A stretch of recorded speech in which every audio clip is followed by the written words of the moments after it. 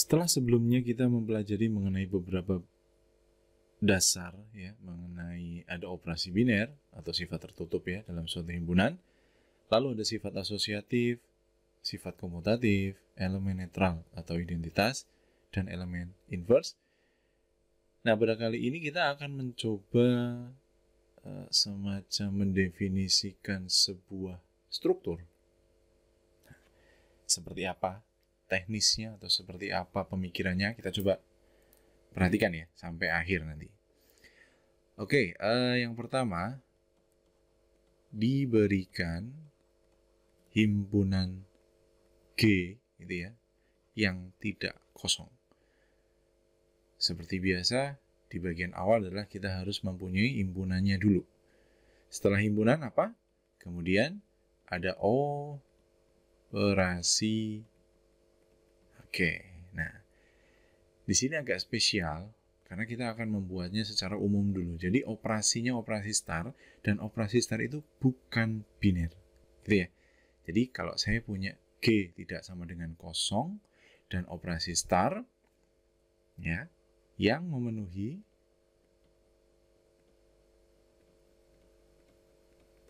oke.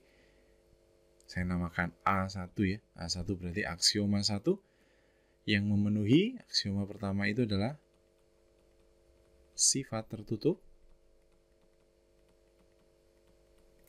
Maksudnya gimana? Maksudnya adalah A star B itu elemen G untuk setiap A, B elemen dari G, gitu ya. Sifat tertutup ini bisa dikatakan bahwa nanti startnya itu merupakan operasi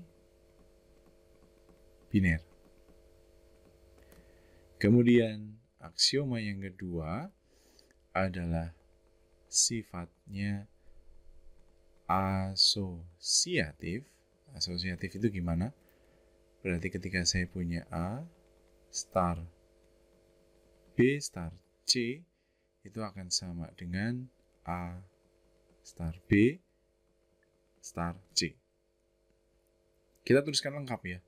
Jadi untuk setiap A, B, C elemen dari G. Nah, kita harus ketika kita menuliskan sesuatu tanpa ada keterangan nanti orang akan bingung. Ini A, B, C itu apa? Nah, di sini saya jelaskan bahwa A, B, C itu adalah elemen di himpunan G-nya.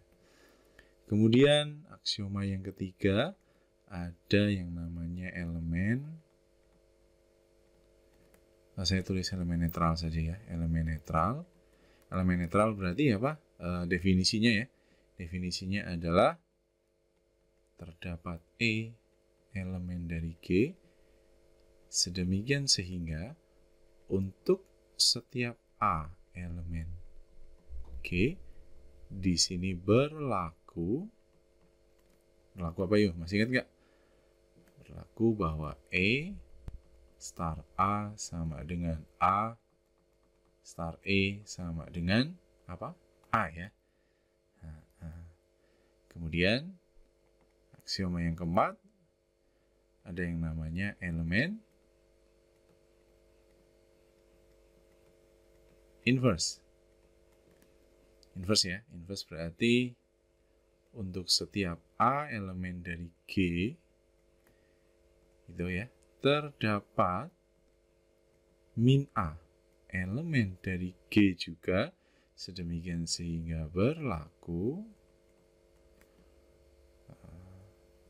A star min A sama dengan min A star A, nggak cukup ya, tak tulis di sini, sama dengan E. Dan yang kelima itu adanya sifat komutatif. Di sifat komutatif ini maksudnya berarti ketika saya punya A star B itu akan sama dengan B star A ya. Jadi sifat komutatifnya di sini untuk setiap A, B ini elemen dari G. Nah, jadi sekarang kita akan gabungkan semua yang sudah kita pelajari ya mengenai sifat tertutup yaitu operasi binernya, kemudian ada sifat asosiatif, elemen netral, elemen inverse, dan sifat komutatif. Nah, penulisannya ini memang sengaja saya buat seperti ini karena ini adalah suatu penulisan yang terurut. Jadi misalkan ini A3 dan A4 ya, kenapa tidak saya balik? Karena untuk menentukan inverse kita juga harus mengetahui elemen netralnya dulu, identitasnya dulu. Makanya yang netral dulu yang saya tuliskan. Oke, kita lanjutkan sekarang. Bagaimana apabila saya mempunyai himpunan G dengan operasi star ini? Dia memenuhi A1, A2, A3, A4, A5. Nah, kita akan bahas di lembar berikutnya. Jadi sekarang saya akan ringkas penulisannya. Berarti ketika saya punya himpunan G dengan operasi star, saya tulis begini ya. Kemudian dia kok memenuhi, kalau cuman A1 dan A2, maka namanya adalah semi group. Gitu ya. Kalau A1, A2, dan A3 namanya adalah groupoid. Lalu kalau A1, A2, A3, dan A4 itu namanya adalah grup. Dan ketika ada A1, A2, A3, A4, dan A5, maka dia dinamakan sebagai grup abelian. Nah, jadi saya tuliskan di sini. Jadi nanti kita tahu ya bahwa ketika saya punya G tidak kosong operasi star di sini, kalau saya punya A1 doang di sini, maka operasi starnya dinamakan operasi biner. Udah gitu saja. Tapi kalau saya punya A1 dan A2, maka dia dinamakan sebagai semigroup. Ingat ya, kalau saya punya ini dan ini, saya cicil dulu ya, ini namanya semigroup. Kalau ditambahin ini namanya adalah groupoid. Kalau ditambahin ini namanya adalah grup. Dan kalau ditambahin ini namanya sebagai grup abelian. Nah, itulah yang mendasari ada mata kuliah namanya teori grup, karena kita nanti hanya akan membahas mengenai sebuah himpunan dengan sifat-sifatnya adalah tertutup, asosiatif, elemen identitas, dan elemen inverse. Nah, sebagai contoh, oke, kita kasih sebuah contoh yuk. Kita kasih sebuah contoh. Kita akan bermain di sebuah himpunan R ya, himpunan bilangan real dengan operasinya adalah penjumlahan. Gitu ya. Ini berarti bilangan real, saya tulis gini aja, dengan operasi jumlahan biasa ya, jumlahan biasa. Oke, jelas bahwa untuk A1 maka dia merupakan sifat tertutup. Nah, di sini pembuktiannya gampang banget ya. Kalian cuma tinggal menuliskan bahwa A plus B itu pasti elemen dari R dengan setiap A, B elemen dari R. Udah cukup begini saja. Kemudian yang sifat kedua yaitu sifat asosiatif. Ini juga tinggal kalian tulis saja bahwa yang namanya A plus B ditambah C itu akan sama dengan A ditambah B plus C ya. Di sini untuk setiap A, B, C ini elemen dari R ya. Dan kemudian saya lanjutkan di samping saja ya. Lalu untuk sifat yang ketiga, dengan adanya elemen identitas ya. Gimana elemen identitas ya tuh? Gimana elemen identitas coba? Masih ingat ya? Terdapat 0 elemen dari bilangan real ya untuk setiap A elemen real sedemikian sehingga 0 ditambah A sama dengan A ditambah 0 sama dengan A. Nah, sekarang di sini saya langsung menunjuk bahwa elemen identitasnya atau elemen netralnya di bilangan real dengan operasi penjumlahan adalah 0. Nah, ini udah clear. Kemudian untuk aksioma yang keempat, adanya elemen inverse. Berarti elemen inverse adalah kita punya dulu untuk setiap A elemen real, maka terdapat, nah di sini saya langsung ngomong ya, min A ya, bukan simbol, tapi langsung negatif A merupakan elemen dari real, demikian sehingga A ditambah dengan negatif A sama dengan negatif A. Tambah A sama dengan elemen identitas netralnya, yaitu adalah 0. Nah, jadi dari sini saja bahwa R dengan operasi penjumlahan merupakan suatu grup. Gitu ya. Nah, bahkan ketika lebih lanjut, ketika saya meneruskan sifatnya, menambahkan suatu sifat, yaitu sifat komutatif, kira-kira berlaku nggak nih sifat komutatif di bilangan real? Nah, jadi ketika saya punya A plus B sama dengan B plus A, ya nggak di bilangan real?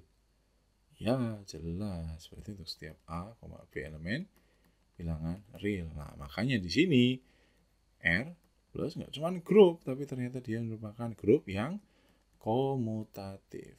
Komutatif atau ya kita namakan sebagai grup abelian. Nah, itu adalah contohnya. Contohnya sebuah himpunan yang merupakan grup ya. Oke. Selanjutnya kita coba kita memberikan sebuah contoh di mana himpunannya itu bukan merupakan grup. Oke, kita coba dengan himpunan yang lain, yaitu misalkan saya punya sebuah himpunan begini ya, M2R. Itu berarti suatu himpunan yang isinya adalah matriks ukuran 2 kali 2 gitu, dengan elemen-elemennya itu merupakan bilangan real. Nah, jelas ya. Jadi ketika saya punya M2R, itu berarti himpunan matriks ukurannya 2 kali 2 dan isinya adalah bilangan real. Kemudian operasinya saya pakai adalah operasi perkalian ya. Di mana operasi perkalian ini kita namakan sebagai operasi perkalian matrik ya, matrik biasa. Gitu ya. Jadi operasi perkalian matrik biasa. Kalian sudah tahu ya matrik biasa seperti apa perkaliannya.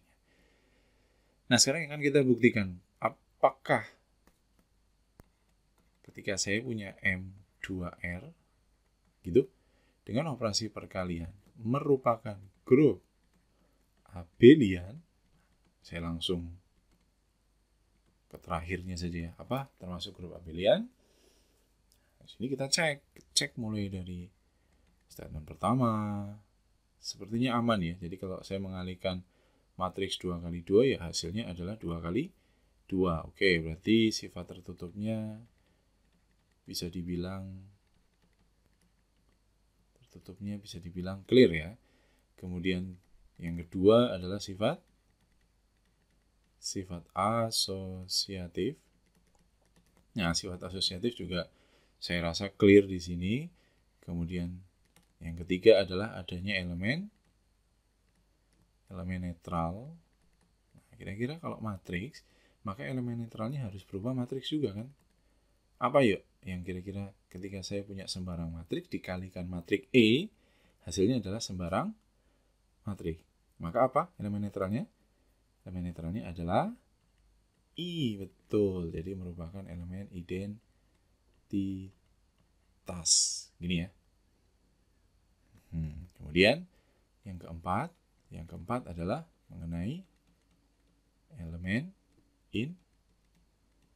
inverse. Elemen inverse-nya gimana? Berarti bentuknya harus matrik. Berarti apakah semua elemen di matrik itu punya inverse? Yuk, pertanyaannya adalah gitu. Apakah setiap elemen matriks punya inverse? Yuk coba, yuk tebak. Biasanya gimana ini? Saya tulis A inverse. Apakah ada? Ketika saya ambil sembarang, apakah punya inverse? Jadi kalau misalkan saya punya A, yaitu 1, 2, 3, 4 gitu ya, maka bisa menentukan A inverse? Bisa, gitu ya. Kemudian kalau saya punya B, misalkan adalah 2, 2, kemudian 4, 1, apakah B inverse itu ada? Ayo dipikirkan. Ketika A, bisa. Ketika B, nah ternyata ketika B apa yang terjadi? Yang terjadi adalah inverse-nya tidak ada. Yo, ada yang tahu nggak? Ada yang tahu nggak kenapa? Oke, saya kasih bocoran ya. Bocorannya adalah urusannya sama determinan. Nah, jadi kalau misalkan ada yang sudah mengambil aljabar linear, bahwa ketika determinan suatu matriks itu tidak sama dengan 0, maka pasti ada inverse-nya. Tetapi kalau kalian punya determinan suatu matriks kok sama dengan 0, maka yang terjadi adalah itu matriks singular. Kalau singular berarti tidak ada inverse-nya. Nah, artinya apa? Artinya berarti saya punya satu sifat bisa, sifat kedua bisa, sifat ketiga bisa ya, di sini ya. Akan tetapi untuk sifat keempat, elemen inverse-nya itu tidak dijamin ada semua. Ingat ya, tidak dijamin ada semua. Jadi, tidak semuanya ada. Padahal, menurut definisi elemen inverse adalah untuk setiap. Jadi, untuk setiap elemen matriks itu harus ada inverse-nya. Tapi nyatanya ada yang tidak ada. Nah, sekarang kalau saya mau lanjut ke 5, ya mau ngapain? Soalnya dari sini saja sudah tidak berlaku. Berarti gimana? Dia bukan merupakan grup abelian, berarti ternyata jawabannya adalah tidak. Nah, kalau tidak, perbaiki. Dia merupakan apa? Kalau 2 adalah semigroup, kalau ketiga adalah merupakan groupoid. Nah, jadi itu adalah penjelasan mengenai definisi pembuktiannya dan bagaimanakah grup itu terbentuk.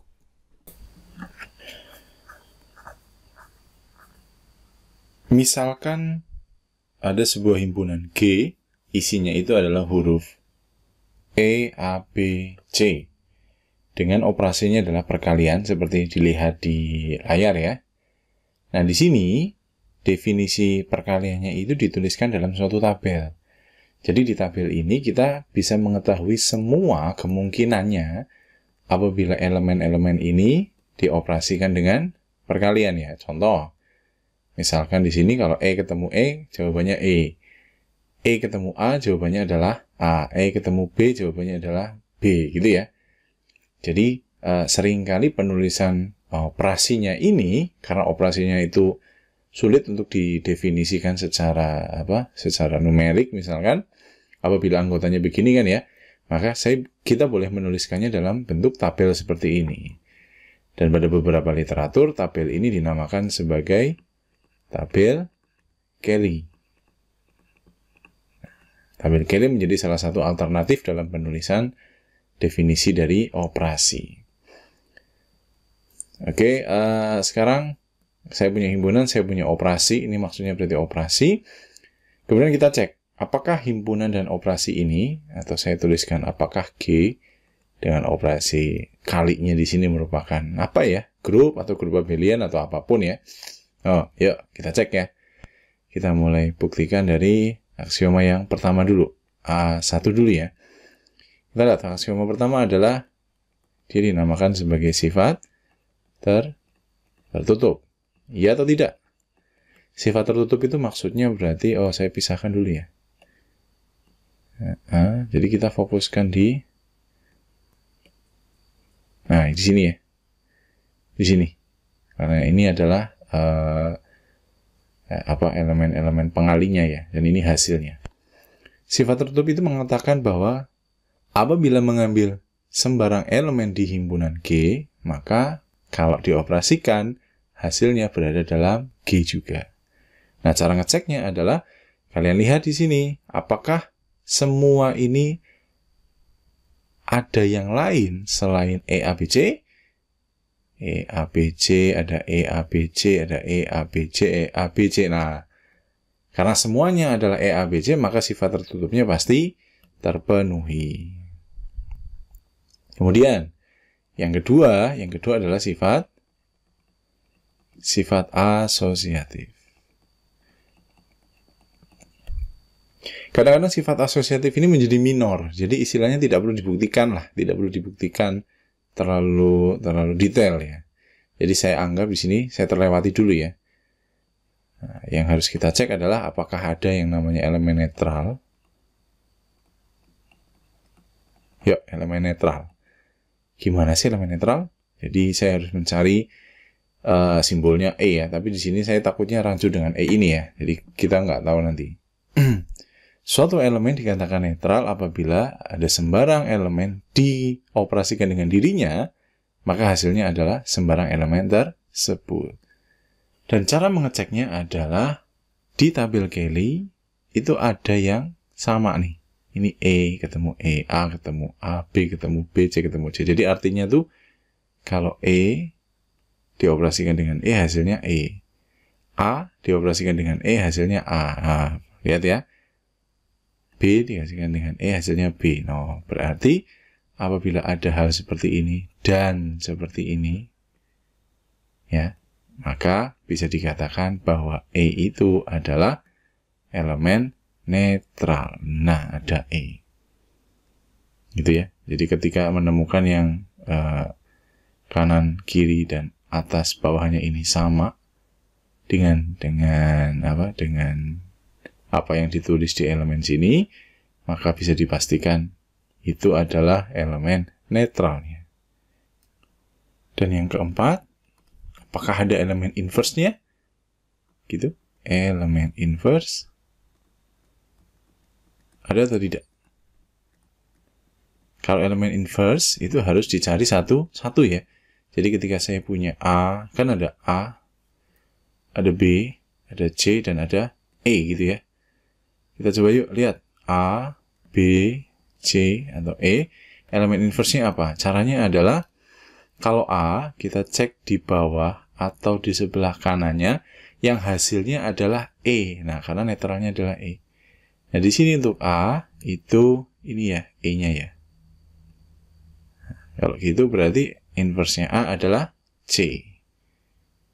Jadi A, tulisannya berapa ya? Gini aja ya, A inverse sama dengan C. Kemudian kalau saya lihat B, oh di sini ada E. Berarti B inverse adalah B. Nah, lihat ini simbol ya. Jadi nggak kayak B pangkat min 1 itu nggak, ini hanya simbol saja supaya membedakan saja. Kemudian kalau saya C, nah C itu ada di sini ya. Berarti C adalah C inverse itu sama dengan A. Dan yang E ini, E itu ternyata, di sini, berarti E inverse itu adalah E. Berarti bisa dipastikan bahwa inverse-nya itu adalah ada semua. Oke. Nah, sekarang yang terakhir, yaitu mengenai, saya tulis ini sudah, berarti yang A5 itu apa? Adalah sifat komutatif. Apakah bisa kita melihat sifat komutatif dari tabel Kelly? Sangat bisa. Caranya adalah dengan buat garis pada diagonal utama, kemudian perhatikan, ini saling bercermin atau tidak. Nah, ya. Loh, ini kan semuanya saling bercermin. Jadi bisa dibayangkan bahwa garis diagonal utama adalah cerminnya, maka, nah ini cermin. Jadi ini E, ini kok E juga, ini A, ini kok A juga. Nah, kalau itu kejadiannya, maka sudah dipastikan sifat komutatif itu berlaku. Nah, kalau gitu berarti G dengan operasi kali yang didefinisikan pada tabel Kelly ini merupakan sebuah apa? Apakah cuma grup? Tidak ya. Ada grup A, B, Lian.